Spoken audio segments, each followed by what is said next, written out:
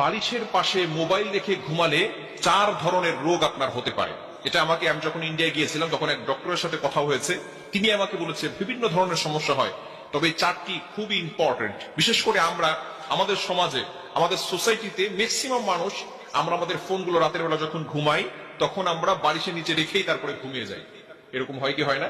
বিশেষ করে maximum young people যারা আছি তারা আমরা মোবাইল এসে আমাদের যুব সমাজকে একেবারে ধ্বংসের দ্বার প্রান্তে নিয়ে গেছে। মোবাইলে ভালো আছে, খারাপ আছে, তবে আমরা ভালোটা ইউজ না করে আমরা খারাপটা ব্যবহার করার চেষ্টা করি। বিশেষ করে বালিশের পাশেই আমরা মোবাইল রেখে তারপরে ঘুমিয়ে যাই।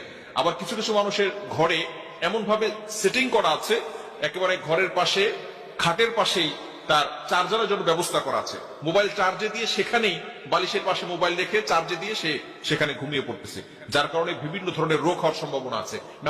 এক নাম্বার হচ্ছে হৃদরোগ হওয়ার সম্ভাবনা আছে। যে বালিশের পাশে মোবাইল রেখে ঘুমিয়ে যায় তার হৃদরোগ হওয়ার সম্ভাবনা আছে।